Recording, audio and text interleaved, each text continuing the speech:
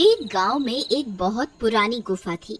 उस गुफा के आसपास कोई भी जाने की हिम्मत नहीं करता था, क्योंकि गांव वालों का मानना था कि वह खूनी गुफा है। जो भी उस गुफा में जाता है वह फिर कभी लौट के वापस नहीं आता। फिर एक दिन की बात है। रामू जंगल में लकड़ियां काटने जाता है। वह लकड़ियां काट कर जंगल से वापस आ रहा होता है, तभी बहुत तेज बारिश शुरू हो जाती है। उसकी सारी कटी हुई लकड़ियां भीगने लगती हैं। अरे ये क्या? जब मैं सुबह निकला था तब तो बारिश के कोई आसार नहीं दिख रहे थे। अब अचानक ये बारिश कहाँ से शुरू हो गई?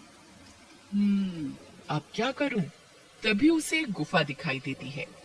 अरे यह तो वही खूनी गुफा है। इसमें तो जो जाता है वह कभी लौट के नहीं आता। अब मैं क्या करूं? इस गुफा में जाऊं या ना जाऊं? मेरे पास कोई दूसरा रास्ता तो है नहीं। एक काम करता हूँ, थोड़ी देर इस गुफा में रुक जाता हूँ। रामू उस गुफा के अंदर चल देता है।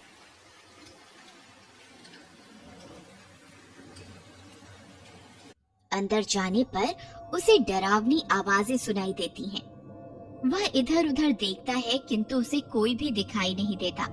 फिर वह थोड़ा और अंदर की ओर चला जाता है और फिर कभी वापस लौट के नहीं आता।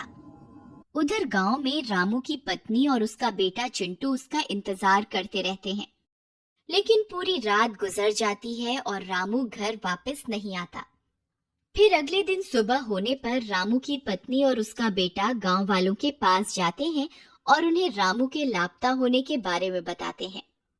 अरे भैया, मेरे पति कल जंगल गए थे लकड़ियां काटने, परंतु वे घर वापस लौट के नहीं आए। कोई मेरी मदद करो उन्हें ढूंढने में। अरे बहन यशोदा, मैंने रामू को कल जंगल में देखा था। वह लकड़ियां काटकर घर की ओर आ रहा था। तभी तेज बारिश होने लगी और वह उस बारिश से बचने के लिए उस खूनी गुफा में चला गया। तुम तो जानती ही हो, वह खूनी गुफा है। उस गुफा के अंदर जो भी जाता है वह कभी वापस लौट के नहीं आता है। हे भगवान, अब मेरे पति का क्या होगा? शामू भैया, आप हमारी मदद कीजिए। आप कुछ गांव वालों को अपने साथ लेकर उस गुफा में जाइए। क्या पता आपको मेरे पति और बाकी गांव वाले जिंदा मिल जाएं। नहीं नहीं बहन, हम वहां मरने के लिए नहीं जाएंगे। सब बोलते हैं उस गुफा में एक चुड़ैल है, जो भी उस गुफा में जाता है वह उसे कच्चा खा जाती है। नहीं नहीं, हमें माफ करो, हम तुम्हारी कोई मदद नहीं कर सकते। फिर यशोदा और उसका बेटा हताश होकर वापस अपने घर की ओर चल देते हैं। अपनी माँ को परेशान देख चिंटू अपनी माँ को बोलता है, माँ, तुम परेशान मत हो। मैं बाबा को वापस घर लेकर आऊंगा। अरे बेटा, जब पूरे गांव वाले मिलकर उस गुफा में जाने की हिम्मत नहीं जुटा पा रहे तो तुम क्या कर लोगे? कोई बात नहीं बेटा, भगवान तुम्हारे बाबा की रक्षा करेंगे। जाओ, बहुत रात हो गई है, तुम अब सो जाओ। चिंटू रात भर सो नहीं पाता और वह अपने बाबा के बारे में सोचता रहता है। फिर वह फैसला करता है कि वह अपने बाबा और बाकी गांव वालों को जरूर उस खूनी गुफा से वापस ला कर रहेगा। यही सोचकर वह आधी रात को जंगल की ओर चल देता है। जंगल का रास्ता बहुत डरावना होता है। चिंटू को बहुत डरावनी डरावनी आवाजें सुनाई देती हैं, लेकिन वह बिना घबराए उस गुफा की ओर चलता जाता है। कुछ ही देर में वह उस गुफा में पहुंच जाता है। गुफा में पहुंचकर उसे वहां कोई भी गांव वाला दिखाई नहीं देता, सिर्फ डरावनी आवाजें ही सुनाई देती हैं। फिर वह हिम्मत जुटाकर गुफा में और अंदर की ओर जाता है।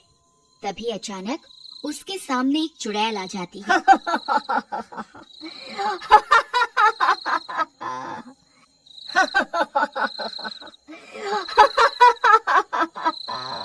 अरे ये कौन है जो इस गुफा में मरने के लिए आया है? चिंटू उस चुड़ैल को देखकर हक्का बक्का रह जाता है। डर के मारे वह कांपने लगता है। उस चुड़ैल को देखकर चिंटू की हालत खराब हो जाती है, लेकिन वह भागता नहीं है और अपनी जगह पर डटा रहता है। चुड़ैल उसे बहुत डराने की कोशिश करती है, लेकिन वह अपनी जगह पर डटा रहता है। अरे, ये तो छोटा बच्चा है, ये तो मेरे किसी काम का नहीं है। इसे यहाँ से कैसे भगाऊं? ये तो मेरा सारा काम चौपट करवा देगा। दूसरी तरफ चिंटू को घर में न पाकर यशोदा घबरा जाती है। हे भगवान, अब चिंटू आधी रात को कहाँ चला गया? कहीं वह अपने बाबा को छुड़ाने उस खूनी गुफा की ओर तो नहीं चला गया। हे भगवान, अब मैं क्या करूं? फिर वह भागती हुई शामू के घर जाती है और उससे मदद मांगती है। भैया चिंटू घर से लापता है। वह अवश्य ही अपने बाबा को बचाने के लिए उस खूनी गुफा की ओर गया होगा। कृपा करके मेरी मदद कीजिए। फिर शामू भागकर बाकी के गांव वालों के पास मदद मांगने जाता है। अरे भाई कालिया, चिंटू भी उस खूनी गुफा की ओर चला गया है। अब हम सबको मिलकर उसकी मदद करनी चाहिए। अगर एक बच्चा अकेला आधी रात को उस जंगल में खूनी गुफा में जाने की हिम्मत दिखा सकता है तो हमें अपने आप पर शर्म करनी चाहिए। तुम सही कह रहे हो शामू। चिंटू की हिम्मत को देखकर मुझ में भी हिम्मत आ गई। चलो हम सब उस खूनी गुफा में चलते हैं, जो होगा देखा जाएगा। यही सोचकर कुछ गांव वाले मिलकर उस खूनी गुफा की ओर जाते हैं। दूसरी तरफ वह चुड़ैल चिंटू को वहां से डराकर भगाने की कोशिश करती रहती है, परंतु चिंटू अपनी जगह से नहीं हिलता। अरे मूर्ख बालक, क्या तुझे मुझसे डर नहीं लगता? मैं तुझे कच्चा ही खा जाऊंगी। मैं तुझे आखिरी बार बोल रही हूँ, यहाँ से चला जा, नहीं तो अच्छा नहीं होगा। हे चुड़ैल, मैं अपने बाबा से बहुत प्यार करता हूँ। अगर वे मेरे लिए अपनी जान दे सकते हैं तो मैं उनके लिए अपनी जान देने को तैयार हूँ। मैं उन्हें लिए बगैर यहाँ से नहीं जाऊंगा। अब मैं तुमसे नहीं डरता। तुम्हें जो करना है कर लो। अरे यार, ये तो बहुत बहादुर है। यहाँ से जाने का नाम ही नहीं ले रहा। कहीं मेरी सच्चाई सबके सामने ना आ जाए। अब मैं क्या करूं? तभी सब गांव वाले हाथों में मशाल लिए वहां पहुंच जाते हैं।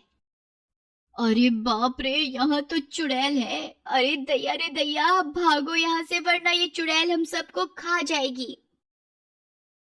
सभी गांव वाले बहुत डर जाते हैं। अरे मूर्खों, डरो नहीं। देखो चिंटू उस चुड़ैल के पास ही खड़ा है। अगर ये चुड़ैल को खाना होता तो अब तक ये चिंटू को खा चुकी होती। जरूर दाल में कुछ काला है। तभी सब गांव वाले चिंटू के पास जाकर उसके साथ खड़े हो जाते हैं। लगता है आज तुम सबकी मौत तुम्हें यहाँ खींच कर ले आई है। हे चुड़ैल, चिंटू की हिम्मत देखकर हम सब में भी तुम्हारा सामना करने की हिम्मत आ गई है। अब हम तुमसे नहीं डरते। तभी सब गांव वाले हाथों में मशाल लिए चुड़ैल की तरफ बढ़ते हैं। अरे ये क्या, ये सब तो मेरी तरफ ही आ रहे हैं। अब तो मुझे यहाँ से भागना ही पड़ेगा। अरे देखो देखो, ये चुड़ैल तो दुम दबाकर भाग रही है। लगता है ये कोई चुड़ैल नहीं है, जरूर दाल में कुछ काला है। चलो इसका पीछा करते हैं।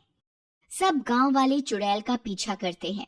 तभी चुड़ैल का पीछा करते करते गांव वाले ऐसी जगह पहुंच जाते हैं जहां उन्हें बाकी के सारे गांव वाले मिल जाते हैं। वे सारे खुदाई का काम कर रहे होते हैं। वे लोग उन गांव वालों को अपनी ओर आता देख खुश हो जाते हैं और अपनी आप बीती बताते हैं। कालिया, अरे भाई घनश्याम, तुम सब लोग यहाँ खुदाई का काम क्यों कर रहे हो? और तुम सब लोग वापस गांव क्यों नहीं आए पिछले 2 महीनों से? अरे क्या बताएं भाई कालिया, ये औरत ने चुड़ैल बनकर हमें जबरदस्ती यहाँ कैद करके रखा हुआ था और खजाने के लालच में हमसे दिन रात यहाँ खुदाई करवाती रहती थी। जब भी कोई गांव वाला हमारी तलाश में इस गुफा की ओर आता तो यह उसे डरावनी आवाजें निकालकर यहाँ से भगा देती थी और उसे अंदर नहीं आने देती थी। और जो कोई भी अंदर आ जाता था तो उसे भी कैद करके यहाँ खुदाई के काम में लगा देती थी। तब सब गांव वाले मिलकर उस चुड़ैल को पकड़ लेते हैं। मुझे माफ कर दो, मैं खजाने के लालच में तुम सबको डराती थी। मैं कोई चुड़ैल नहीं हूँ। मुझे मेरी गलती का एहसास है। तुम मुझे जो भी सजा दोगे मुझे मंजूर है। कोई बात नहीं, तुम्हें तुम्हारी गलती का एहसास हो गया, यही बहुत है।